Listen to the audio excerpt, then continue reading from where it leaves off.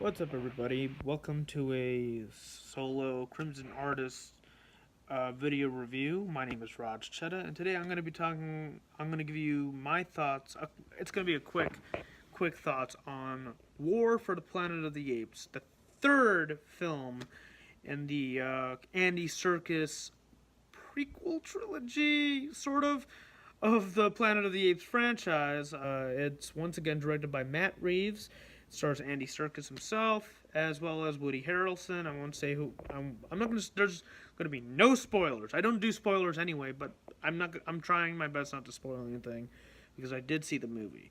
And you're probably wondering, how did you see the movie before us? You're not a big time critic like, say, Chris Stuckman or Jeremy Johns. No, I'm not. But I did go see it because I went to Austin, Texas over the weekend, a few days ago actually, as an attendee for RTX 2017.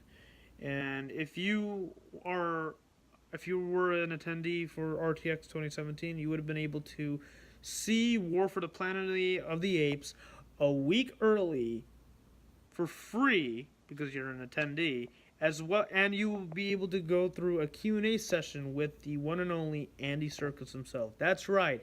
Andy Serkis was there in Austin, Texas, and it was freaking awesome. That, like, just seeing him in person and not in the mocap suits or whatever they use is freaking awesome, man.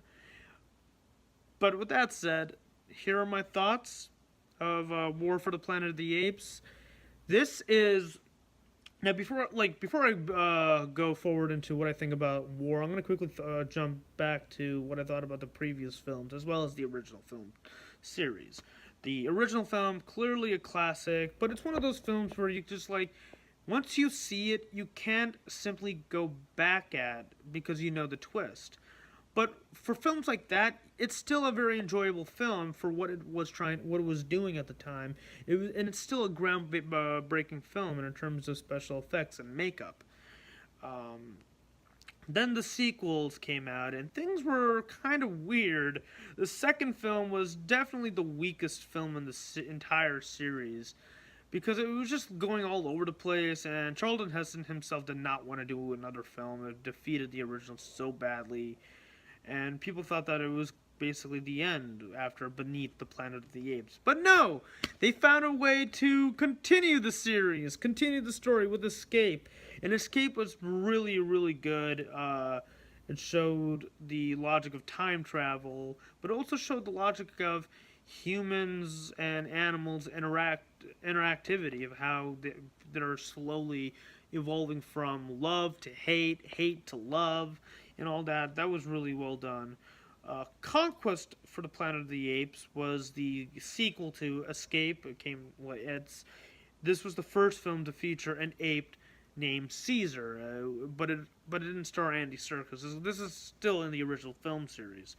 It was portrayed by Roddy McDowall, who also played Cornelius in the first three movies, which is the first film, Beneath, and Escape. And Conquest was essentially the original rise of the Planet of the Apes, but it essentially wasn't that really. It was its own film, you know. There was no time travel logic, whatever. It was just in Rise at least, but you know.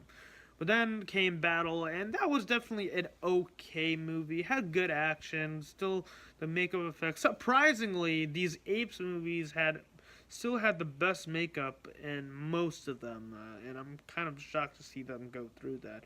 There were a few bits and pieces in Conquest and Battle where some ape actors' makeups kind of like looked a little like they didn't look prominent. They just looked like face masks and not actual makeup, you know. But then came the Tim Burton 2001 film, the reimagining, and it was the makeup. Then, like I said, the makeup was always good. Makeup was an improvement actually. They actually looked more like apes than the original films because they still had a human-esque quality to them. But that's the thing I liked about the original makeup, or they were evolved sentient apes While as this film, they are sentient apes, but they look more apish than human apish, if that makes any sense. Then comes the second reboot, the Rise for the Planet of the Apes. Rise of the Planet of the... Yeah. And it was good. Like, really good. Instead of using instead of using makeup, they used CGI motion capture, performance capture. That's what Andy Serkis called it. And it was a really fascinating experience with James Franco. It was a slow start. Very enjoyable flick, good action, good an interesting premise, especially of how events led up to the decadent ruins of the first film.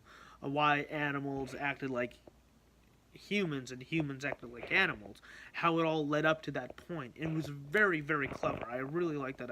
The fact that it took a well-known disease, Alzheimer's, to actually to be implemented within the mythology of the Planet of the Apes franchise, which was really interesting. Andy Serkis, I'm going to say this for the entire trilogy, is the reason why these films are so damn good. He puts a lot of emotion, a lot of investment within his performances, and he plays a frigging ape. An ape that started off as just a little baby chimp to a full-grown adult. It's so cool to see how he evolved from just this unknown. He doesn't know that he's a test subject, and then he realizes that okay, he is a test subject. Then he realizes that maybe he still wants to be part of this family that he has been with James Franco since he was a chimp. And then an accident, like he started to realize he's not a pet, he's just part of the family, you know? And then he enters the sanctuary because of an incident that occurs within the film itself. He was slowly regretting it, but then he's starting to accept his newfound role, and that is to become a revolutionary leader of apes and basically forming up an entire band of apes to learn from him and his experiences because he is a fully evolved sentient ape now. Then comes Dawn of the Apes, and I loved Dawn of the Apes. Definitely one of the best films of 2014. And it showed him going from a leader to a father, and like what it means to maintain family, you know, without having to sacrifice certain elements in play, and not like he did not see what's really interesting is that the more animals they starting to realize how human they are. That is the most interesting aspect of the film, how things went so south all of a sudden at the very end of the film. And Matt Reeves' direction in Don's was simply breathtaking. The cinematography of both the apocalyptic settings to the essential story elements that were being portrayed here, definitely worth the experience. Now comes War for the Planet of the Apes, once again written by Matt Reeves. And this surprisingly surpassed Dawn. I can't believe I'm saying this. This film is amazing. Right down from the beginning, from the moment the film opened up till the very last shot of the film, I was struggling through different emotions. I was beyond. I was finding this is a gorgeous movie. Okay, the cinematography, the camera angles, the lighting is just fantastic. But the CG apes, they, I don't know how they do it. They keep looking better and better.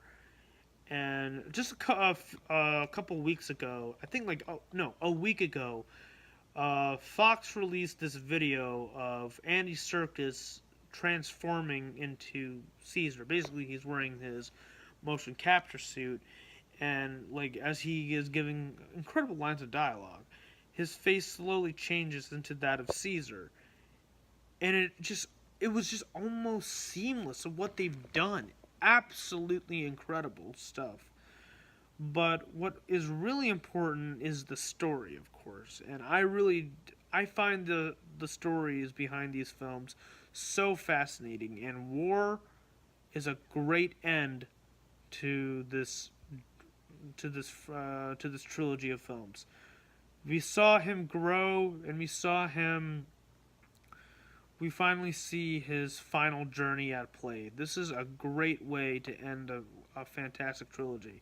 Now, note, the name of the film is called War for the Planet of the Apes, and one might think that it's like Star Wars or Lord of the Rings. There's going to be massive battles, massive bloodshed. Well, there is a lot of action here, but it's not necessarily about war for the planet, really, but it's essentially the war for one's soul. And that's the idea that was being presented in War for the Planet, where Caesar he lost his ability to become what he was in the first two films, and he's trying to regain his own spirits, his own soul, his own livelihood. And when he does, it's rewarding. It's a rewarding experience to feel within this character. So yeah, that's one thing you should keep that in mind. The music by Michael Giacchino in the second film, as well as this film, simply beautiful. It fits the themes, the tones that Matt Reeves and the writers were going for. Really well done. Uh, Woody Harrelson, I was expecting him to be just a really generic villain, But no, he also has a lot of sympathy. He has a lot of understandable sympathy, even if you don't agree with it. That's the idea of villains. You need to keep them sympathetic, even if you don't agree with them sometimes. And it doesn't have to happen to every villain. You understand why he is doing what he's doing. And as for the fields, this film has a lot of emotion building up into it. I found myself crying, not a whole lot, but I was like, just, jeez, this is just... Whew. I can't say anything else. I suggest, once this film comes out in theaters, it should be coming out, like, tomorrow night, oh my god, go see this movie. Hands down, a terrific film. I think I gave more A pluses this year than I did last year. Yeah. Yeah. I'm giving it an A plus. Go check out the movie. It's wonderful. It's a wonderful film. Please do check it out. 4 A pluses. And I've yet to see a shitty movie. I avoided Transformers for that very reason, because I did not want to sit through another Transformers movie. I did not. That's it for now, I guess. I have nothing else to say. This was a fantastic film. Go check out War for the Planet of the Apes when it hits theaters. If you like this review, if you want to see more reviews similar to this one, hit subscribe, hit like, and look at my channel if you want. And I'll see you next time. See ya.